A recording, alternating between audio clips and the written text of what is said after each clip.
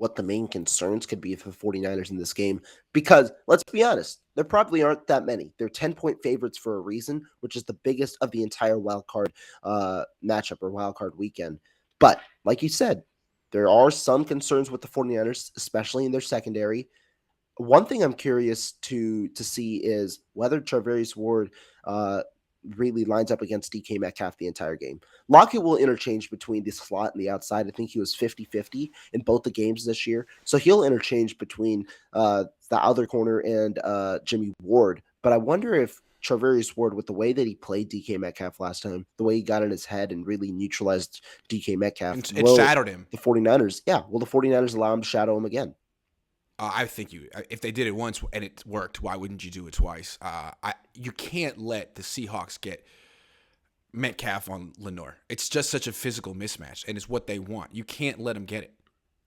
I mean, they're going to get it sometimes, but as little as possible, especially not on big passing downs, big moments in the game. You got to put Ward on DK.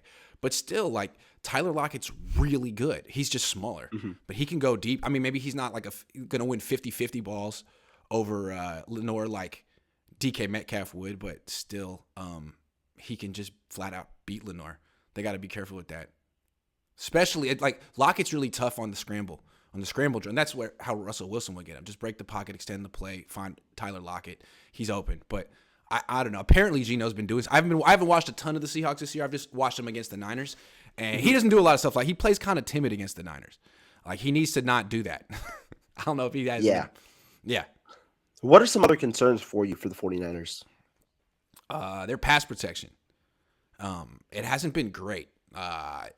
Is Banks going to play with Brunskill in there? It's like him and Trent Williams really weren't communicating well on that stunt. Burford's been getting beat. McGlinchey, I mean, he's been playing better, I guess, recently, but I'm always nervous about him. So it seems like good defensive coordinators have been able to scheme up pressure, and the Niners haven't necessarily picked it up well the last few weeks. It's just that they've been running the ball so well and playing good defense and getting big leads that the pressure hasn't really been able to keep, like, people haven't been able to keep calling it. But I wonder if Pete Carroll has seen something and can, confuse it. First of all, let's talk about Brock Purdy. It's his first playoff game. He's going against one of the best defensive coaches in the league. Last time they faced him, they baited Brock Purdy in an interception down the field. He didn't see the underneath defender dropping. So what is going to happen there with Brock? Like, is Pete Carroll going to outsmart him? This is the first coach to see Brock twice. Stuff like that. Protection and Brock, I would have to say. I think you nailed all three. So 2 weeks ago, I kind of wrote what are my three main concerns going to the playoffs?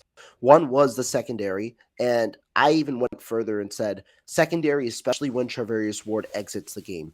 There have been 5 instances this year where Charvarius Ward has exited the game in the middle of a game for a period of time, and you see exactly what what opposing teams do. They go exactly at Lenore, or they go exactly at whoever the guy is that comes in. Charvarius Ward, Jenkins, whoever it might be. Ward exited the game again this week, and it's a freak thing, right? It's 10 plays, but a series of 10 plays can change the outcome of a playoff game. Right. Ward has never missed a game, but he's exited the game a good amount. That's a concern to me, especially when you know how the 49ers secondary has been playing as of late.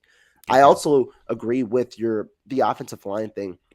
And the way that I think, I don't know if it's more pass protection or run blocking, because I think the offensive line is good at run blocking, but I also think they struggle to move the offensive line in run blocking in terms of in the power scheme. They struggle to move defenders back. They're very good in their zone blocking scheme and filling in the gaps and filling in where they're supposed to, which creates these chunk plays. But they also struggle in the power blocking scheme to generate more. And that's why you see these 2 or 3 yard runs at max from Christian McCaffrey, because he's trying to create, but his archetype is not really built for that. And if you continue to play Elijah Mitchell, that might get him hurt more.